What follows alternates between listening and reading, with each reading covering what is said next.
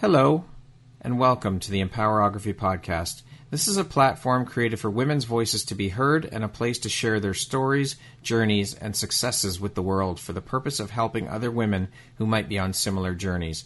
We are empowering women one episode at a time. I'm your host, Brad Walsh, so kick back, grab one of your favorite beverages, and enjoy the stories.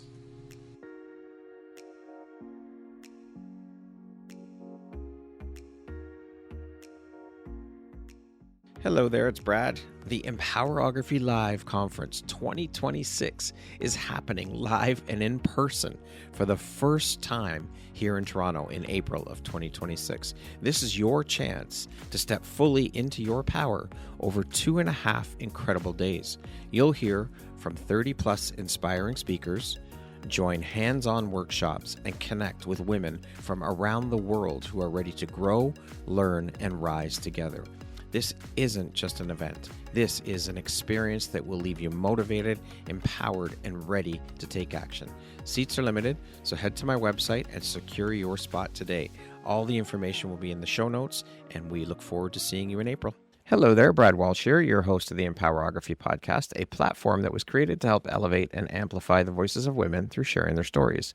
Today, my guest is Wendy Behar. She is a licensed therapist, an addiction coach, an international speaker, and the author of Your Rules, Your Life.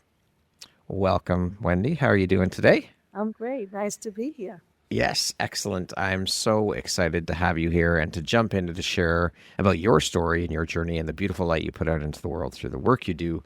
So with that being said, let us jump right in. So you yourself have been sober since 1998. If we stripped away every title that you hold, therapist, coach, speaker, author, all the things, who is the woman underneath all of that? I would say the most important part of who I am is a woman in recovery. Okay. Being sober is really all about how I transformed and who I really am to the core. Is somebody that just lives a life of recovery and constantly working on myself. 8 years. I just keep on going. And you were saying before we started recording that your anniversary is coming up in January. Yes, it's January 2026. Yeah, January 1st. I can't believe it's 28 years. I feel like I'm 28. You don't look a day over 28. So what was the catalyst moment or experience in your life when you realized that something has to shift, something's got to give, something's got to change here for me and my life? And what were the first steps that you took on that road to recovery? Okay, so I reached my bottom in 1998 when my children, who were 7 and 9, saw me for the first time black out, and I was crying. We were at an affair for my husband's business partner. And of course, my husband said to me, "Don't you dare drink." That's all you need to tell an alcoholic. Something. Right. So I probably got so wasted. I remember bits of pieces, but I know when I came home that night, my parents were there. My children were crying. My husband was crying. He never cried. Macho guy, but he cried. And that was my moment where I decided that I really needed help. And for some reason, I opened up the yellow pages for those that don't know what that is. The yellow pages. Oh, yes. Right? It's Google. And Yes. I don't know why. I never even heard of AA. And I looked up meetings, and my mother actually was with me. She was very supportive throughout my life. And she went with me to my first AA meeting. Wow. And that Powerful. So how long after that happened, after that event you were at, to the time you went to your first meeting? What was the time gap in there? That was my first meeting. That night. Yeah, but what? That? Oh, really? Saturday night, I was wasted. Yeah. It was actually interesting. It was on my father's birthday. It was October 24th. And the following day, it's October 25th, I went to my first AA meeting. And then I celebrate January 1st because I took a Valium on New Year's Eve. And my sponsor said, "No, you have to start your day count over," which is really important for people to understand that switching addictions, you could switch from alcohol to drugs and you have to start all over. So that's an Right. important point. Like, oh, Wow. So you wasted no fucking time though. You jumped like next day. That's it. That was a huge awakening for you. yes. And so was drinking something that you did you start when you were young? When I was, I guess, 13, 14 years old, Mm-hmm. I would drink with my friends. On the Right. weekends, we would have fun. My father, interesting, was a liquor salesman. You just can't make this shit up. No, no. And he worked in Manhattan, all the Mm-hmm. top clubs in the city. Yeah. And he would actually get me and my friends into clubs. I was Wow. like 14, 15. And my friends and I would just drink and party and experiment with different drugs. And it was just Mm-hmm. fun. It was on the weekend Yeah. and it was fun. And I saw my parents at night have a glass of wine to relax. Mm-hmm. And that's what I saw. And so when did you first start to notice for yourself that it was getting a little out of control? It was really interesting because when I think about it, I was probably the only one of my friends that would have blackouts Wow. and get sick at 15, 16, 17, but I kept on going. And then when I was 35 is when I decided to get help. But prior to that, I would make myself promises. Oh, I'm not going to drink tonight. Oh, I'll only drink wine. Oh, I'll only have beer. And during the day, you would never know. I had a beautiful life and nobody really knew what was going on. I would go with my children to all their activities and show up and do homework and play with them and have a great time. And at 5, 6 o'clock, then I would start pouring my wine. And as motherhood got a little more challenging, as my children got older, the more I would drink. It's a progressive disease. And so was wine your liquor of choice? Is that what you usually drank? Well, at the end was vodka and Valium, PV. Wow. Yes, when I felt anxious or I was uncomfortable, it was a social lubricant. It was Right. fun until it wasn't fun anymore. Yeah, yeah. And so what part of your healing journey scared you the most, and how did you walk toward it instead of running away from it? It was very scary because I started seeing things clearly. Time throughout my life, I would be a people pleaser and do what you wanted me to do. And I was a chameleon. And I would never say no, but I would stuff all my anger. And I saw certain things in my relationship with my husband that were not good. So I had a new pair of glasses, and all the things I saw were really scary to me because I had to make a change. Yeah. I couldn't ignore it anymore. I had to do something about it, which I started healing and growing and changing and starting to learn who I was. And people around me didn't like it. Of course not. Yeah, well, you were no longer, or you were stepping into not being so much of a people pleaser, and you were changing. And change is such a difficult thing for us humans to go through and to accept and to step into and to deal with. So I can only imagine the shit that you went through to get to where you are now. And as you said, it's still a journey. Every day is still working on your healing process. Yes, it never ends. It never ends. And I'm thankful that I still want to grow, always wanting to be better and not quit. Because sometimes I see people, 20 years of sobriety, they actually end up relapsing because they're not consistent with what they did at the beginning. And that's why I always teach my clients, whatever you're doing, consistency, really important. And some of my clients don't even go to meetings. I'm their only person, which I really don't think is a great idea. It's really need community. Yeah. Have people. So that was very challenging because I started making a whole new bunch of friends. We'd all go to meetings. I would tell my husband, I'll meet you at the soccer game. I have to go to my meeting first. Yeah. Yeah. And I would do that and just really take care of myself and say no to a lot of situations that weren't good for me. My friendships changed. I was going to say, I'm sure your friendships shifted quite a bit, and I'm sure your friends would get upset because you were no longer the girl. Oh, Wendy, let's go out for some drinks. Let's go to the bar. Let's go do this. Let's go do that. No, that's not me anymore. I have to do this for me. Yes. Do you still go to AA meetings? Yes. Yeah. Okay. Still go to AA. I go to ACA. I go to Al-Anon. Do you know there must be 100 12-step meetings around the world? Holy shit. Yeah, to help people cope.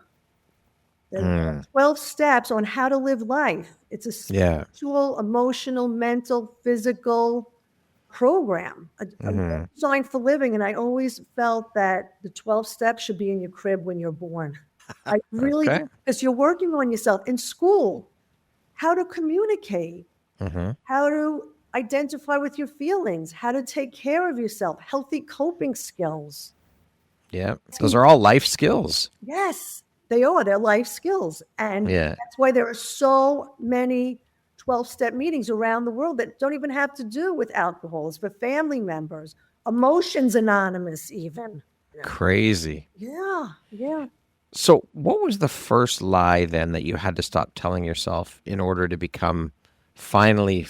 So the first lie that I realized is that I can be loved without saying yes and self to others. Because my whole life, conditional love. Oh, if you say yes, I'll love you. If you say no, you take care of yourself and prioritize yourself, Wendy, I'm not talking to you. That was my Right. Wow.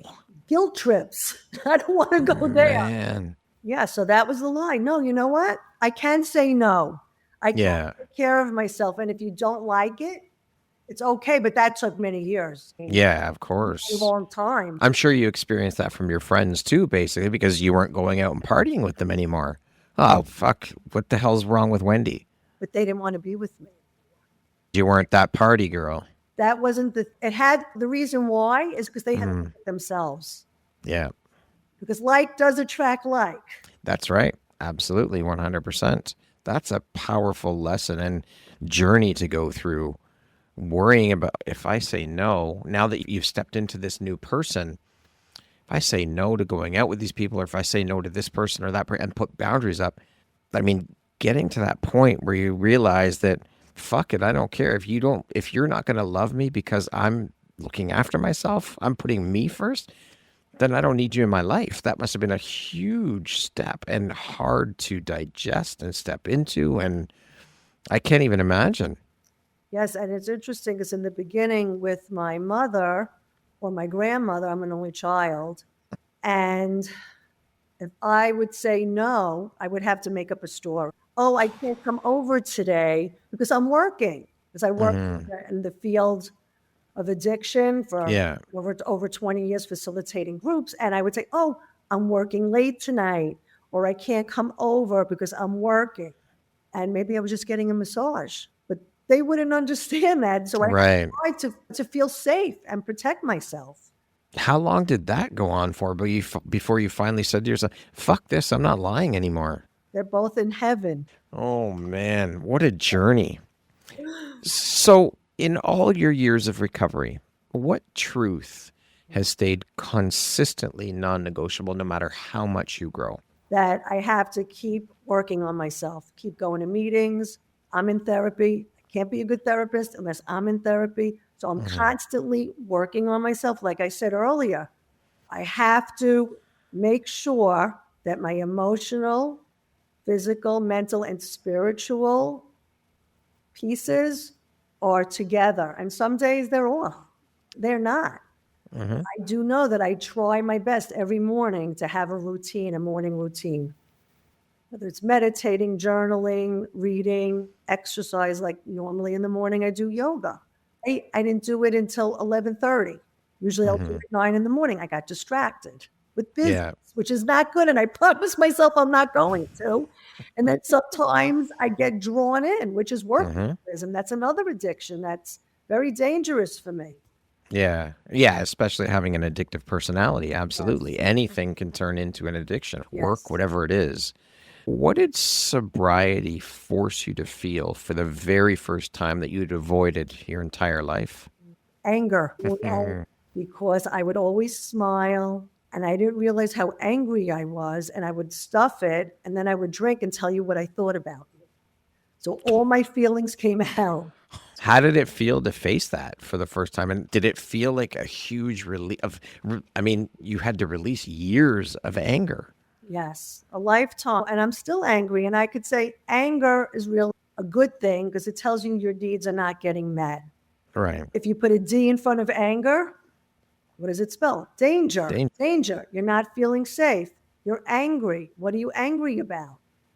For me, I was angry because I would always say yes when I Right. no. And people weren't supportive of me when I started saying no. And to validate my feelings, I started seeing that I had a lot of feelings that I would numb with alcohol and that I wasn't really happy, even though Yeah. on the outside, there were things going on in my marriage that were not good. Mm-hmm. I put up with emotionally abusive and verbally abusive behavior. And it was very difficult. And the Yeah. healthier I got, the sicker he became. And so how is your marriage now? I got a divorce within Mm-hmm. 7 years of my sobriety. Mm-hmm. And he lives in Florida, Steve, and he and I are friends. He calls me his best friend, and he apologizes all the time. And the only reason we're friends is because I'm working a program and I'm working Right. on myself. We hang out with my second husband and my husband, Mark. Believe it Yeah. or not, Mark and Steve talk on the phone. The other day, they're on the phone. And I'm like, Mark, who are you talking to? Oh, Steve. For an hour, they're talking about the stock market or whatever they talk about. Mm-hmm. And it's so interesting. And it's so important because I have two Mm-hmm. children. They're, I was going to say 20s. No, they can't be 20. They are in their 30s. How could they? And it's great for them to see that we all get along because when we were together, Mm-hmm. we did not get along. And that's not good for children. Yeah, for sure. Wow, that is wild. Where in your journey did you learn that saving yourself might disappoint others, but abandoning yourself destroys you? Throughout. It's not like at a definitive point in time. Throughout my recovery, seeing situations and saying, you know what, this is not good for me. I'm not happy. And I hate to use this expression, but sometimes you have to step over the bodies. Yeah. To save yourself, there's a chapter in my book is I love you, love me more, right? Because I love people. I'm loyal. I'm a great friend. However, if I lose myself in you, then I'm going to be miserable. And I do become physically ill. I have an autoimmune disease that if I don't take care of myself, I'm going to suffer Yeah. if I ignore myself. Yeah. Have any of your friends that you cut off because, or that they cut you off, have any of them come back to you and said, you know what, Wendy, I'm really sorry I was an asshole. I would like to rekindle our friendship. Has any of that shit happened? No, because they didn't, it wasn't said. It just dwindled. There was nothing that really happened. We used to just go out as couples for dinner. Yeah. I stopped going out for dinner. Our children got older, so we would have separated anyway. Right. And it's interesting because one or two of them came to a book signing of mine that I haven't seen in a while, and they're all supportive. And they said, oh, I'm so proud of you. You're doing such a great job. But never would we talk about alcoholism or my recovery. It's like the elephant in the living room. No one really talked about it. It wasn't like, oh, we're not friends with you anymore, Wendy, or I'm mad at you. Because really, I didn't hang out that often with them. I was raising my children. So I took my children during the day with activities. They were with their children. We would meet on the soccer field. And the only time was going out for dinner is when we would have wine. So it didn't X me out really. Yeah. Okay.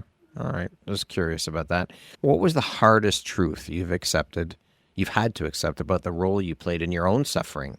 And how did facing that free you? That's a good question. The hardest truth that I had to face, that I can't fix others, and I'm not responsible for other people's happiness. I was raised to really make sure that everything was okay in my home. Everybody was happy. And I had to face the truth like, no, Wendy, you're not responsible for others. And that's hard because I really have to let go, and then I have to focus on myself. Yeah. Yeah. Look at my part. I think that's a very common occurrence with women. in the home and in life, because women have been conditioned for so long to believe that's your role. You have to make sure everyone's okay. You're the mother, you're the matriarch. You have to do all of these things. And they don't. They lose themselves Yes. and forget that, no, I have to pour into me first before anybody else. And this is still a thing that so many women suffer through and suffer with, because of the conditioning, because of what they've been taught to believe, that, nope, this is how things are. And more women need to reflect on that and shift the lens that they look at that through. Think of the difference that would make in women's lives. I mean, look at what it's done for you, right? Yes, to stop generational patterns. Yeah. In the society, because you just repeat what you were taught and what you see, and you don't even question it and say, wait a minute, is this really working for me? And that's why I love to tap into my clients. So meditate, look within. What do you really want? What works? What doesn't? And most of them are so angry, and it's suppressed. Stuff down, as you said, what you did with yourself. Yes. What is the most surprising truth that sobriety has taught you that no book, no program, no training ever could? That I can take care of myself. That I can take care of myself. I need to trust myself. That I am enough. It's a lot of different things that I've all learned from my sobriety on really how to let go, that I am powerless over things, that God has a plan and it's good, and just trust and suit up and show up, right? And pause and be mindful. There's so many things that I have learned about myself in recovery that I don't even know where I would be today. I would be scary where I would be.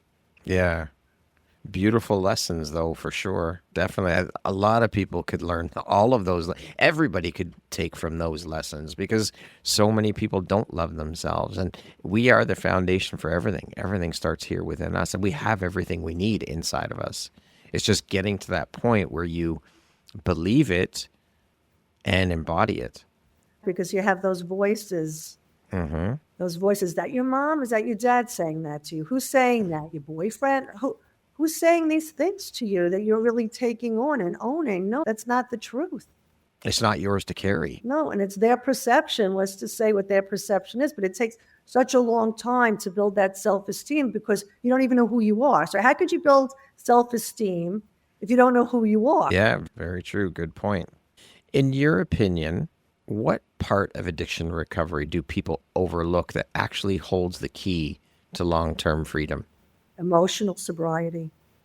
Because people think, I'm going to stop drinking physically. I'm fine. And they don't do any inner work on themselves. So they go around like a dry drunk, which means you're not physically drinking, but you have all the isms, all the behaviors, and you don't have any tools to live. And that is so key. When you decide, you know what, I'm going to stop drinking, learn tools how to do that. There are lots of different ways to support people, not to physically pick up. But the most important thing also is community, connecting, asking for help, and looking at your feelings and what is going on for you. And how are you going to cope? Because you have a broken coper.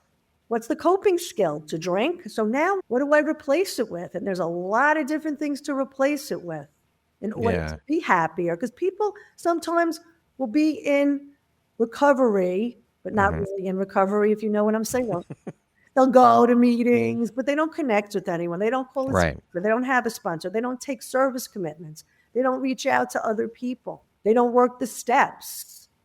There's so much that goes into it, and they don't do all that, and they suffer. And they end up, a lot of people stop going to the rooms, and they end up relapsing.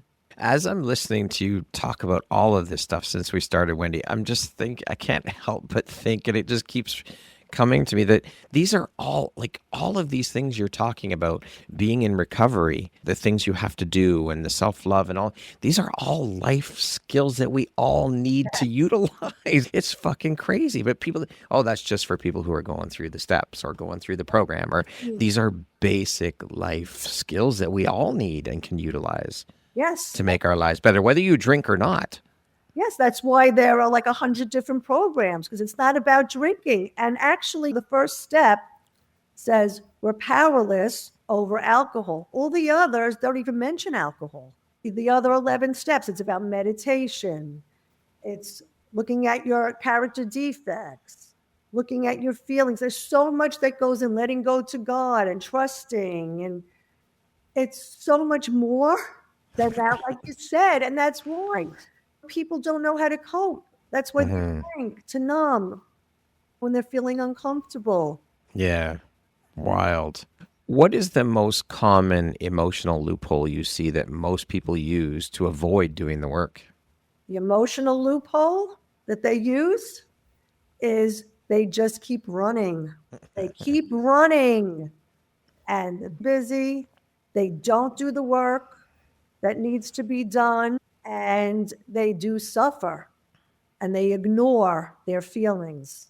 They just ignore them, push them down. Like we said, we could switch addictions easily, or they blame other people. Oh, it's because of them. It's their fault. It's their fault. Instead of looking at yourself. And I always say, one finger's pointed out, three back at me. What's my part in this? Yeah. To really look at yourself and not be in denial. Denial is don't even notice I am lying. Wow. So denial's a big one. They don't want to look. And it's really hard. It's hard work. It's the hardest. Because people don't want to look because they don't like what they're going to see. They don't like looking within because they don't like themselves. They don't love themselves. Yes, I know. And the thing is, though, if you don't look within, how are you going to change? Oscar Wilde said, an unexamined life is not a life worth living. I truly believe that. And I don't think once you see who you really are, you will feel horrible about yourself. You might say, you know what, I have really wonderful qualities. There's only one problem. It's alcohol. The rest, there's 8 pieces to a pie. There's just one piece is addiction. Yeah. There's 7 other parts to that pie. And I try to bring that out with the people I work with to show them there are wonderful parts to them. That's just one part. And you had no choice, really, because you had no way to cope. And that's what you saw growing up, because it's a disease. It's genetic. Right. Down the line, there is addiction. Yeah. In your experience, where does true healing actually begin? Like before the tools, before the programs, before the boundaries, where does that all actually begin? The true healing begins when you reach your bottom. Rock bottom, the bottom of the bottle, whatever it is. Whatever it is, the true healing begins when you've had enough, when you're in enough pain to ask for help. Because I always will say a breakdown is a breakthrough. You break down, you say, you know what? The healing will happen now because I cannot take it anymore. You reach a point where there's something horrific that'll bring you down. Not everybody has to reach a horrible bottom. Yeah. But that asking for help, that's another one that we've all been, but I think women especially, that asking for help, you're taught not to. Nope, you can do it all yourself. You asking for help is a sign of weakness. All of these things. It's so that would, I think, be one of the most difficult parts in anything, not even just with addiction, but just asking for the help, because we can't do it alone. It's impossible. No, we can't do anything alone. And to be vulnerable. And it is scary for some people, especially with addiction. Plus, they have big trust issues. When you're growing up in a home that is alcohol in nature or dysfunctional, or there could be abuse, physical, emotional, verbal abuse, or anything else, the trauma, you don't trust your primary caregivers. If you don't trust your parents, how are you going to trust other people? Yeah. So that's big. It's a big piece, and it's very difficult. And that's why I do have a lot of clients that don't want to go to AA. I also do a smart recovery group, which is a different type of group that does the evidence-based program. Right. And some people don't want to go. to that because they don't trust other people. And I hope that I'm the bridge, bring trust, and then they can go out. And I try to get them to go to meetings and reach out to other people because I can't be the only person. No, absolutely. Absolutely. What is the quietest but most dangerous form of self-abandonment you see in high-functioning women that you work with? Repeat the question. What is the quietest but most dangerous form of self-abandonment you see in high-functioning women? The quietest, but most dangerous. Not listening to yourself. not tapping into yourself is really dangerous.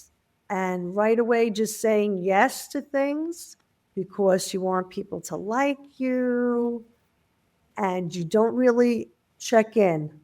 With intuition, it's very dangerous to just, again, automatic pilot, just doing the next thing. Okay. What's the question you ask someone when you need to cut straight through their bullshit and right into the truth? Let's just get down to it. Quit fucking around. Okay. So normally what I would say to the person when they're coming and asking for help, I would say to them, okay, so why did you come to see me in the first place? What's not working? Right? There's a reason you reached out to me.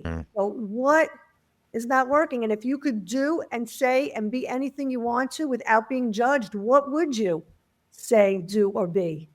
And that's something they need to think about because they've been pretending for so long.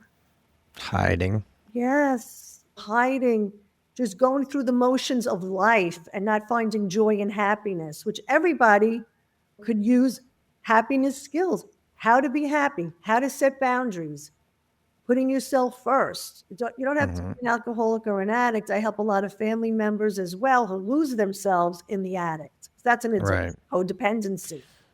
Do you get a lot of that too? Would you say you get more of helping the families deal with an addict within the family or more of the addicts? Or is it quite an even mix of both? It's actually a mix. It's okay. Half. And what in your experience, what have you found that is the more difficult of the two to help or to deal with? I'm thinking of certain clients that I've had, and I find the family members, it depends. If it's a family member that has a child, an adult child, it's very hard for them to let go because they feel, oh, that's my job. I have to be on top of them. But these are adults already, young adults, and they don't know how to detach. And it's easier when it's a spouse that's an addict to let go. And it is difficult when people are newly sober for them to really start, like I said, to trust, try to go to meetings, ask for help in a community. So I would say probably the alcoholic or the addict, it's a little more challenging if they're not willing to take the suggestions. We are our own worst enemies. Yes. What pattern then, speaking of families, what patterns do you see in families that silently fuel addiction across generations? So what happens is like denial. They ignore a lot of things. They enable. For example, if their child, young adult, oversleeps, doesn't get to work, the mother will call the boss. Oh, Johnny's sick today. He was throwing up. He can't come in. Wow. That's number one. Number two, a lot of times they will be like a helicopter mom. They'll be on top of whether it's their spouse or their child. Did you go to a meeting? Are you drinking? And be on top of them constantly, questioning, instead of just letting go. I try to have my clients go to Al-Anon. It's a 12-step program for families. And we work together on focusing on yourself. Start getting some hobbies. Ignore what happens with your loved one. Because what happens is if you detach, I've seen more cases than not, that person will get help. If you're constantly on top of them, nagging them, it's going to backfire. Yeah. As you said earlier in the interview, someone's telling you not to drink, you're going to go drink, of course. Yes. If you have someone constantly yapping and nagging you, So fuck off, just shut up. And then you end up doing that. Exactly. So they need to focus on themselves. But then I guess people, I would imagine, especially with parents, people would see that they would see that as, well, if I detach, that means I don't love my kid. I'm not supporting them. I'm not being a good parent. All of these things would come up in their minds. Yes, yes. And it's really the opposite. So it's really hard to train them. For example, I had somebody that said, oh, if my son just gets a job, he'll be okay. I'm like, okay, he's using and he can't function.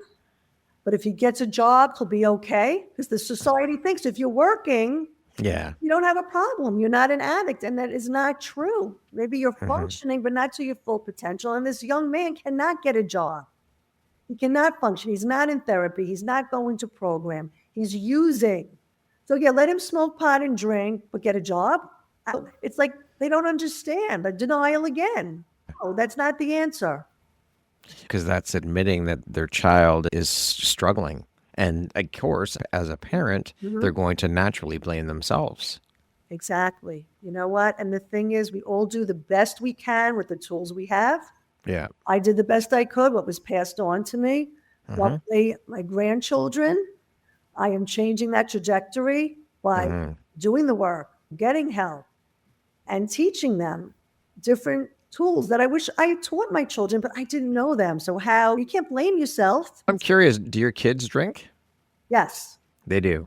And how do you feel about that? I'm curious.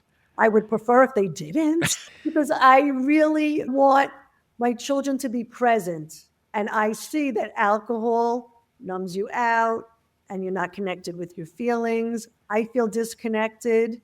At one point, one of my children used to go to meetings with me. He was in meetings, and he and I were the closest ever because we spoke the same language. Yeah. Such a gift. I loved it.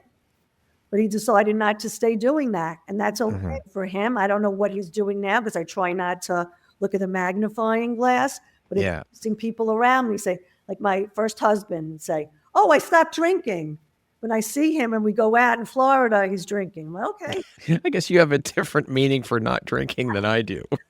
I didn't even ask him. But I guess it makes everybody feel guilty. Yeah. Because when they're around me, so like some people don't want to be around me. I don't want to be around them either. Or as certain friends that my husband has, who I will not say they're alcoholics, but I don't like to label anyone. Yeah. It's not enjoyable to be with someone that's inebriated and slurring. Yeah, for sure. For sure. Have a drink or two. My husband drinks. I'll have a glass of wine or two. That's fine. Handle it. But when I see that shift, change of behavior, that's when I just can't be around that. Yeah, absolutely. And that's understandable. I mean, who wants to be around someone that's stumbling around? I drink alcohol and I don't want to be around someone who's stumbling around, slurring, can't form a sentence. I don't want to be around that either because it's not enjoyable. Yeah. What part of healing do people romanticize that is actually messy, raw, and brutally honest? Okay. I guess when you start healing, there are people in your life, like I said, you have to move them from the orchestra to the balcony. And that's I love that. But it's true. It's so painful. It's so painful. People that you love, that could be family members, you just have to move it. And healing brings up stuff and you have to work on it. No matter how much time you have, there's always deeper layers to go to feel free. It's not fun. It's it's a lot of work and it's painful, but you're worth it because you'll get through the other side. Because if you don't deal with it, your feelings will deal with you, and the mind and body are connected. So if you're not processing your feelings in a healthy way, then it's going to get you. I believe cancer and many ailments like my autoimmune, if I'm not paying attention to my body, setting boundaries and taking care of myself, my autoimmune disease kicks up. The universe is telling me, Wendy, pay attention. So healing. Yeah, the stuff down emotions create dis-ease in the body. Yes. That's everything. Exactly. Yeah, it's painful. It's hard work. And people don't want to do hard work. People want the quick fix, the magic bullet, the easy route. Right. Instant gratification. Yeah, for sure. For sure. How do you teach someone to trust themselves after years, even decades of betrayal, self-abandonment, numbing? So what we'll do is, like I said earlier, we really try to get into the messages that they were told about themselves. And then we try to question that. Is that really true? And then I try to have them look at all the positives again in their life that they do see within themselves. We'll have them really look and say, okay, let's make a list of things that you have done and things that you're proud of, that you do trust yourself with. And there's other things, maybe, okay, I made a mistake, but were you sober when you chose that person or you chose that decision or that choice? And I try to teach them to pause. And I love journaling because I'll always have my clients do some journaling, tap into their feelings, because most of them don't even know what they're feeling. Yeah. What is the one question you wish every woman asked herself at the beginning of her healing journey? Am I happy? Really simple. In the beginning of my journey, am I happy? What's working? What isn't? What can I change? And it's usually changing yourself. You can't change anybody else. So what can I do during this self-discovery journey to take care of myself? Really important to look at. For sure. When someone says, I don't even know who I am, what's the first breadcrumb you help them follow back to themselves? So when they really would say to me, Wendy, I don't know who I am, I will ask them, what were you told? What were you told you were growing up? What have you heard? And also have them look at people in their life, because I will say like attracts like, that they admire and emulate. And I'll say, oh, do you have some of those character traits that this person has? Would you say that this is who you are? To really look at it, because sometimes you're just blocked and you don't know who you are. Like, who do you want to be? What did you always want to be? Who are you today? Like, because people do know who they are. I truly believe. Who am I? Okay, I'm a people pleaser. I know I say yes when I shouldn't. They're aware of certain things that aren't working for them and do work for them. And what would you like to be, really? Who do you want to be? I would think, and correct me if I'm wrong, that shame around some of that stuff plays a huge part. Like admitting to themselves, I'm a fucking people pleaser. I've done this for how long? And not wanting to admit it. Yes, and shame is big also, obviously, with addiction. Yeah. But I will always say, when you don't know better, what were your choices? You can't blame yourself. I say, take the stick, hit yourself with a feather. Okay, now I'm aware of it. So what are the tools and strategies I can do to change? I can pause before I say yes. Somebody asks me to do something. Before I used to say yes right away. Let me get back to you. Let me check my calendar and really sit with it, meditate, intuitively feel in your body. Like you can feel your body, how you feel at it, instead of just an automatic yes. Yeah. Okay. So let's talk about the book. When did you write the book? Tell us again the title of the book. What inspired you to write the book? Tell us all the things. Okay. So, of course, I guess it's backwards. No, it's showing up properly. Yes, showing up properly. Yep. Okay, so it's Your Rules, Your Life. In 2020, during the pandemic, when I was stuck home, and actually my grandmother passed away because she would flip out if I did share a little bit about me and my life. It's a teaching memoir on how to set boundaries, how to take care of yourself. I have little stories from my clients who said it was okay to use their names, of where they were in the beginning and what happened and how they changed. So it's a really simple book, How to Stop People Pleasing. You can get it on Amazon. I also have a self-care journal and wellness book as a gift. Okay. It's on my website that you can All download. And that can help you get started to really look at, who am I? What do I want? What's working? What isn't? How do I take care of myself? And that's the first step. It could start you on Yeah. the road to self-discovery and healing. Beautiful. Okay, we'll put the links to your book and your website, all of that stuff in the show notes when we release your episode. Absolutely. So, what does living by your rules, your life actually look like to you personally? And especially when shit gets hard and fear starts talking louder than intuition. My rules, my life is, as you say, no, Yeah. right? Really to look at my life and say, okay, what's working, what's not? I'm willing to do this. I'm not willing to do that. And to pause and really think about it. When somebody asks me to do something, or if I'm hiring new people in my business, nothing's etched in stone either. You can Right. try something, it doesn't work, you shift it by my rules. Like I don't have to do what everyone else expects me to do. And one little example is my husband and I have been married, I guess, 7 years. We're together for 18 years. I am half the time with him in my apartment, and he's out east. So we're not together all the time. That's one rule. Oh, who's to say you're married? You have to be together 7 days a week, Yeah, true. 24/7. No, I'm here in my apartment working for 4 days. He's out east. Then we see Yeah. each other on the weekend, Friday through Monday. Whatever works for you. But some people are like, oh, really? Wow. I can't believe that. And then the people that are really honest, you're so lucky I do that. I wish I could convince my spouse to do that. So it's so interesting. So that's one rule. And the rule is I don't have to like everyone my husband likes. He doesn't have to like everyone that I'm friends with. We could have separate lives and be together. Doesn't have to be codependent and glued together like my parents were. Yeah. Yeah. That was the standard. That's the way everyone did things. And it's still prevalent today, of course. But again, it all comes down to what we've been conditioned to believe is the right thing to do, is the correct thing. Who's to say it's right for you, though? Exactly. And we appreciate each other so much more.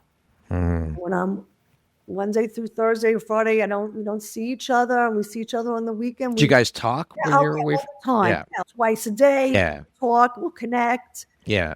But we don't have to be glued together. Each other, we trust each other. And it works for both of you. Relationship. It really is. It's a gift. Yeah. Love it. It works for us. If the women listening remembered only one thing from this entire conversation today, what do you want that one thing to be? Ask for help. The most important thing, please ask for help of anyone. Yeah. Ask for help. You don't have to sit with your feelings alone. There are so many people that can help you out there. Yeah. It's a community of many people. Thank you for that. Wendy, what does freedom mean to you on the deepest level, beyond recognition, beyond money, beyond status, all of those things? Doing what you want to do. Living on your terms. Living your life by your rules. That is the freedom to do what you want to do, what lights you up. I just started guitar lessons. Amazing. When I was 12 years old, I used to play the guitar, and I said, you know what? And I played the piano, and I want to have more joy. So, you know what? Got a guitar. I'm teaching myself guitar. Good for you. Fun. My husband and I was singing the other day. I learned 2 chords, and we were singing A Horse with No Name. Beautiful. So, and I said to some of my friends, are hysterical, but it's fun. Like, I just want to have fun in life, enjoy, be free, be open to trying new things. I love it. That's so inspiring. I love it. How do you define success? Happiness. Plain and simple. Very simple. What does the word empowerment mean to you? To rise up of what you think that maybe your limits are and go beyond. Empowerment is raising yourself up, doing things that maybe you thought, no, I can't do. Do it anyway, despite fear. Love it. Absolutely. Yeah, absolutely. Okay, we're going to jump into a little rapid fire section. So the next grouping of questions just be 1, 2, 3 word answer type thing, okay? What is your favorite place on earth? Beach. What is one of your secret or hidden talents? Singing. If you could teach the world one thing, what would it be? I don't know why it keeps coming up, asking for help. Hey, today's an asking for help day. Yeah, absolutely. Absolutely. What is one of your guilty pleasures? Shop, One word that sums up your mindset. positive, One book that changed your life. the four agreements, What is one word that defines the woman you are becoming? independent. And that concludes our rapid fire section. Now back to our regularly scheduled program. I created a bonus question that I did not send you ahead of time. How do you define love, both the kind you give and the kind you receive? Is taking yourself into consideration and tapping into what really lights you up and what is healthy and good for you. And then if you can do that, you can give it back out. But if you're not being kind to yourself and kind to your mind, pay attention to what you say to yourself too. How do you talk to yourself? Make a mistake. How do you speak to yourself? It's okay, Wendy. You're learning. It's fine. Let it go. Or, oh, why did I do that? And that's not love. Unconditional love, the way you would treat your children, the purest love I feel is for my granddaughter. That unconditional love to have for myself and be gentle and kind and to everyone else. And stop the stories in your mind. Many times my clients will have a story about somebody, their spouse did something. This is why they did that. No, that's not. Actually, how do you know? That's the story. Not being so angry all the time. Right? Yeah. Communicate, ask, connect. Beautiful. If you were to introduce yourself to me without mentioning your occupation, where you're from, your ethnicity, your nationality, your religion, where you grew up, all these superficial day-to-day markers that we use in everyday life, how would you describe yourself to me? Kind. Okay. If you could step into my shoes, what is the one question you would ask yourself that I didn't ask you? What would you like to do going forward with your life? Okay. Go ahead. Something else that you want to do, Wendy? And I would say I would like to be on a television show. Okay. Excellent. A Netflix show about recovery and addiction is something that I've been manifesting about. There we go. We are putting it out to the universe right now, and it shall be. If you had the opportunity to sit down and have a 1-hour conversation with one woman, any woman in the world, who would it be and why? I love Louise Hay. She was in her 60s when she actually started publishing Heal Your Life. And I saw her in person with my sponsor, actually 26 years ago in Manhattan. And she signed my book. And I think she is an amazing woman. Like, doesn't matter how old you are. Yeah. And that she changed and she created Hay House and all the wonderful spiritual people that are part of that. Just amazes me, how she did that. And I listen to her even now. I listen on YouTube. Yeah. Recordings on positive affirmations. She started all that with positive affirmations and way before the law of attraction, Abraham Hicks. So I really admire her. Yeah. Okay. If you could go back and give your younger self one piece of advice, what would that piece of advice be? Trust yourself. Lastly, if you were to deliver your last 30-second speech to the world, your corner of the world, your tribe, your people, what would that last 30 seconds sound like? What words of wisdom would you impart? To take care of yourself, no matter what, and keep working on yourself. Most important thing is you. Beautiful. Wendy, thank you so much. It has been an absolute pleasure having the opportunity to sit down and share in your story and your journey. And of course, the incredibly beautiful light you put out into the world through the work you do, the people you're helping. It has been such a joy. I've enjoyed every moment of our conversation. Thank you for sharing. Thank you for your vulnerability. And I'm grateful to call you a friend and to have you as a member of the Empowerography community. Thank you so much, Wendy. And thank you. It was great. I loved speaking with you and see you. So thank you very much. My pleasure and my honor. Once again, my name is Brad Walsh, host of your Empowerography podcast, a platform that was created to help elevate and amplify the voices of women through sharing their stories. Today, my guest has been Wendy Behar. She is a licensed therapist, an addiction coach, international speaker, and author of Your Rules, Your Life. Thank you so much, Wendy. I hope you have a beautiful rest of your day. Okay, you too. Thanks. Thank you very much for listening to this podcast. If you haven't yet, please be sure to subscribe, rate, review, and share with all your friends. You can find me at viseuphoria.ca and follow me on Instagram at Empowerography Podcast and on Facebook at Empowerography. Please join me next time for another inspirational story from yet another amazing woman.